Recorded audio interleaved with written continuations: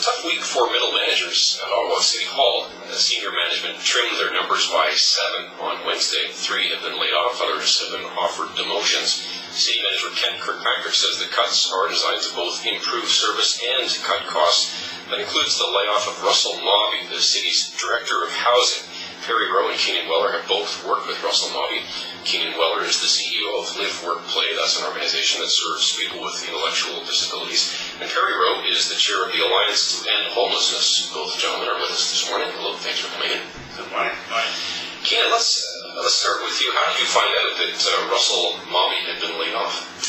Actually, my wife, who's the co-leader of our organization, called me on my cell phone and just said, turn on the radio quickly, and just caught the last half of the story.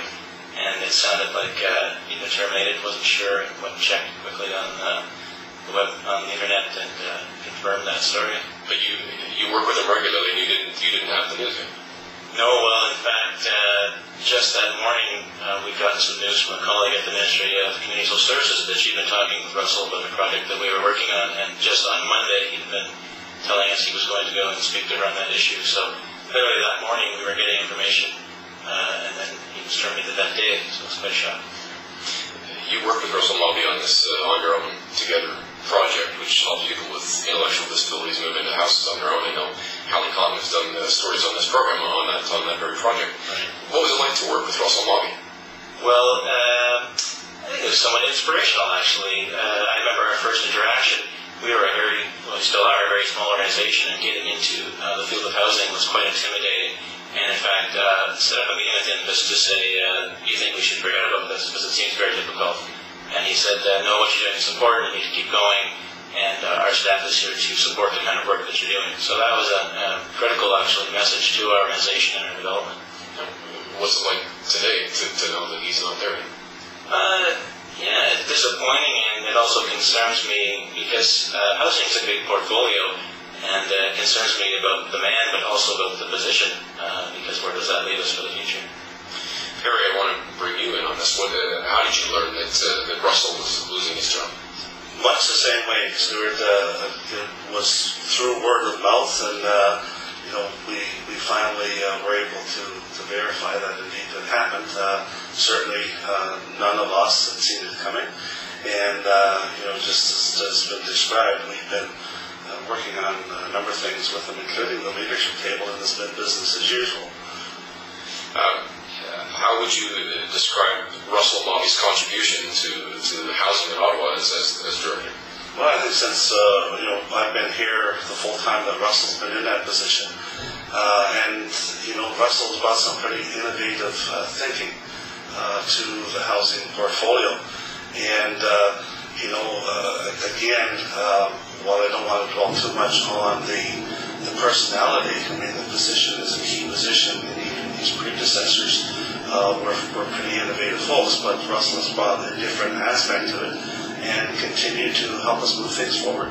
I understand that Russell Mawby comes from Saskatchewan, and he and his family moved from Saskatchewan to do this work. And I guess it's that province that has a reputation for doing progressive things on social housing. Exactly, and I think that's one of the reasons why he was hunted and brought to this place. The layoff, of course, is part of a bigger city restructuring. It's not a personality thing, as you said, Perry, but housing used to be its own branch. Now it's under this umbrella of social services. Affordable housing will be handled by a branch that's called Planning and Growth Management. Any feel about that consolidation? What do you think that's going to be? Well, our biggest concern is that what this does, this is a leadership issue, and what this does is dilute leadership.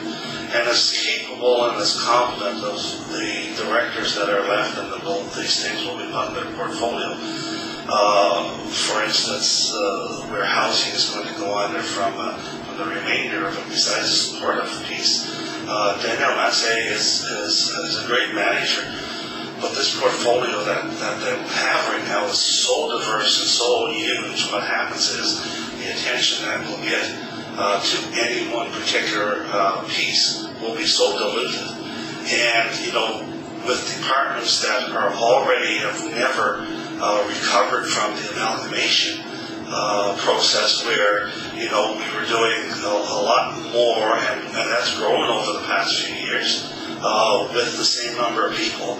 And, now we've got even more dumped on a manager who, when we consider that Russell was active on the local level, on the provincial level, he was there when we were dealing with the feds.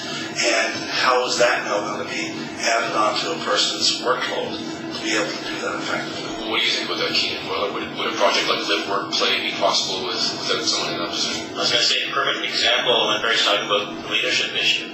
The federal provincial affordable housing program was not really considering the type of funding the type of project that we are doing. And I know that Russell and his department led the charge on saying we need to do innovative things and adapt from what we're used to doing.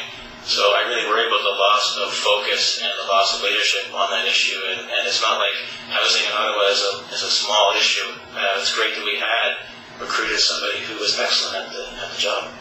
Well, it's very good for the both of you to come in this morning. Thanks very much for doing so. Thanks, Stuart. Thank you. Perry Rowe, he's the chair of the Alliance to End Homelessness, and Keenan Weller, CEO of LiveWorkPlay. That's the organization that helps people with intellectual disabilities.